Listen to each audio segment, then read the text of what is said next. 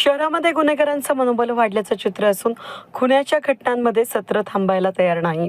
उपनगर पोलीस ठाण्याच्या हद्दीतील देवळाली गावात जुन्या वादाची ठिणगी पडून एका 36 वर्षीय युवकाची धारदार शस्त्रानं निर्घृण हत्या करण्यात आली.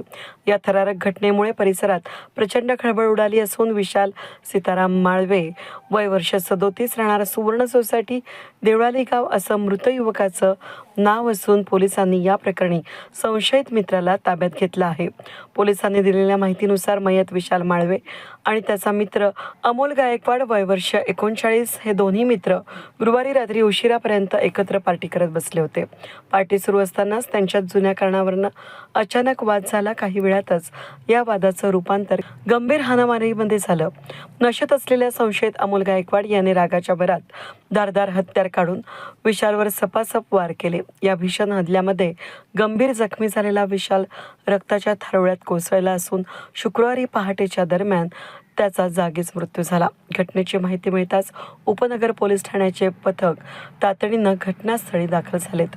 पोलिसांनी पंचनामा करून विशालचा मृतदेह शवविच्छेदनासाठी जिल्हा रुग्णालयात पाठवला.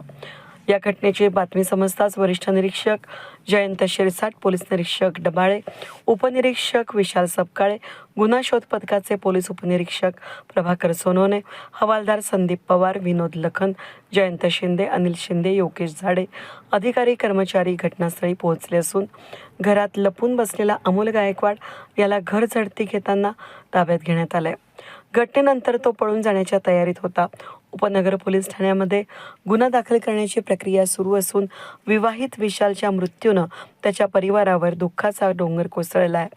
काही दिवसांपूर्वीच तपोवन परिसरात सुटकेसमध्ये एका महिलेचा मृतदेह आढळला होता. तर सातपूरमधील कामगार नगर या ठिकाणी एका इमारतीच्या टेरेसवर युवकाचा खून झाल्याची घटना घडली होती. या घटना ताज्या असतानाच आता देवळाली गावात नशेत असलेल्या मित्राचा काठा काढल्यानं नागरिकांमध्ये भीतीचं वातावरण आहे. या प्रकरणाचा पुढील तपास वरिष्ठ पोलीस निरीक्षक जयंत शिरसाट यांच्या मार्गदर्शनाखाली उपनगर पोलीस करत आहेत. वेद न्यूजसाठी प्रतिनिधी अनिल गुंजाळ, नाशिक रोड.